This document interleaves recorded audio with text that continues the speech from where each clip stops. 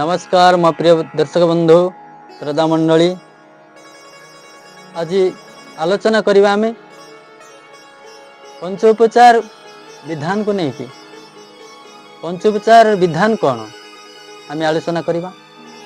समस्त भक्त वृंद माने प्रत्येक घर में पूजा होची।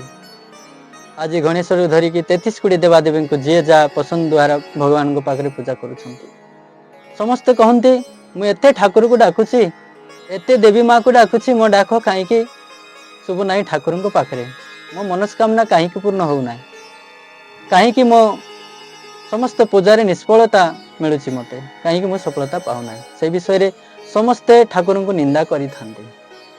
देखंतु भगवान को पाखे पूजा कला बेले श्रद्धा भक्ति विश्वास समर्पण भाव रे निजको भगवान को पाखे समर्पण करने दरकार।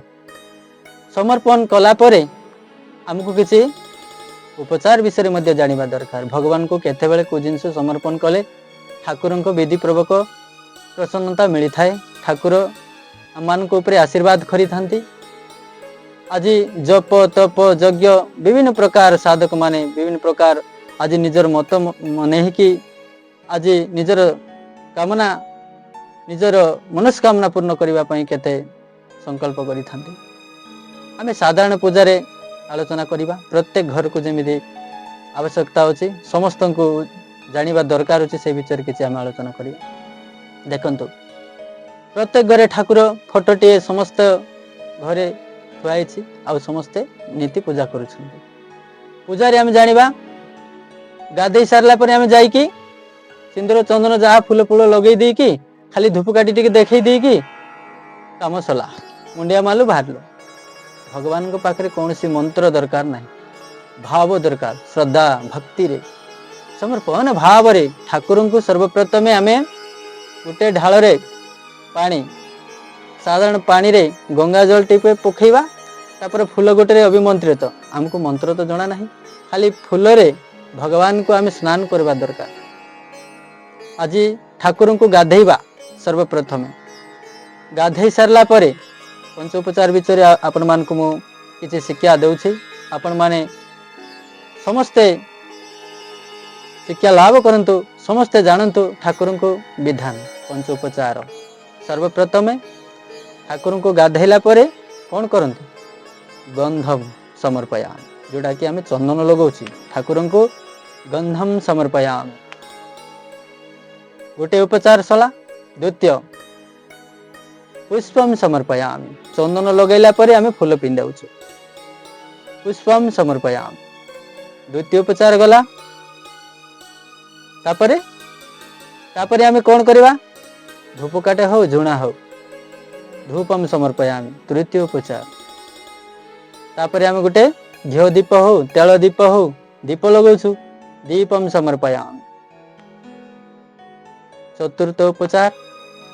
जोटा पंचम पांच उपचार जोटा को नैवेद्य जोटा भोग आपणकर जता संभव जहाँ आपण पाखे संभव ताहा आज फल हो किंबा जल हो जहाँ आपण दे पारिबे आपणकर शक्ति अनुसार ठाकुर को नैवेद्यम समर्पयाम पंचोपचार विधि पूर्वक मु आपण मान को मंत्र शिक्षा पाई कहू ना केवल उपचार विधान जानतु। सर्वप्रथमे ठाकुर को गाधांतु चंदन लगांतु फूल पिंधांतु धूप दीप नैवेद्य नैवेद्य होची भोग जोटा कि सबु सजबाज सला परे लास्ट को आम ठाकुर को ए प्रभु आपन को मु कौन दे पारिबी जहाँ मते गुड़ टिके हैला हो किंबा आज गोटे अंगूर हो कदली हो से हो नड़िया हो जहाँ मन स्वेच्छा आम भगवान के पाखे समर्पण करुछु सेटा होची गोटे पंचोपचार रे नैवेद्य समर्पयाम जोटा आम नैवेद्य लगैलु भोग सरला परे आउ हलदी चाउल फूल आउ बरकली पत्र धूप घास जोड़ा धरिकी आमे जोड़ा पुष्पांजलि कही था।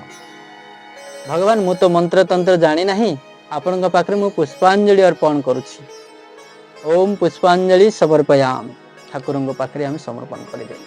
पंचोपचार विषय आम किसी जाना मिलला। आउ अनेक लोक ठाकुर फोटो खाली चंदन सिंदूर लगे लगे खाली भगवान आखि नाक किसी देखा जाऊ ना से बेले अवस्था करी मध्य ठाकुर को पूजा करुछंती। ता संपूर्ण भूल अटे। बंधुगण माँ माने समस्ते एतिकी जानतु फटोरे अदा नुआ कनारे ठाकुर को सफा करेंगे, ठाकुर को फटोरे पोछि देवे, तापरे गंगा जल पानी रे सिंचन कलिकी चंदन सिंदूर फूल धूप दीप नैवेद्य देकी पूजा करंतु। साधारण पूजा एतिकी जानिबे आपण को देखंतु 3 सप्ताह भितर आपणकर पूजा भगवान संतुष्टि आपण परिवर्तन आसीजिवो, एटा गारंटी। आमे जोटा कहूना नाच न जानिकी आमे बाध्य को निंदा दे थाउ, से भाया ठाकुर को पूजा विधि न जानी आमे ठाकुर को कही थाउ मो डाक शुणुन, मो काम हो नाई, मो पुअर चाकरी हो नाई, मो पुअर पाठ हो नाई। ठाकुर को पाखरे आमे मनोभाव लगे पूजा करंतु। तापरे देखिबे पंचोपचार विधान आपण जानिबे। तृतीय वीडियो अपलोड हेबाको जीव मंत्र विषय रे आलोचना करिबा। आमे साधारण पूजा रे आमे जाउछु। देखंतु प्रिय दर्शक बंधु, आपण माने एई देवी महाशक्ति चैनल रे जुड़ंतु। मु कोरापुटिया आंचलिक लुख, मु किछि जानी नाही, तथापि गुरु कृपारो किछिटा अनुभव होइछि। तारिणी मंदिर टे अछि, बहुत भक्त माने आसंती, आसला परे तांकर मनोस्कामना पूर्ण होउछि। घटगां तारिणी पूजक मु, तेनु आपण को कोन कहबी, मु बेसी पाठ साठ मध्ये पढ़ी नाही, किंतु ए विषय अभिज्ञता गुरु को कृपारो गुरु कृपा हेछि बोली आपण मान को किछि मु ए जिंस शिक्षा देबा पई चाहूछि। समस्त को नमस्कार। जय माता रानी।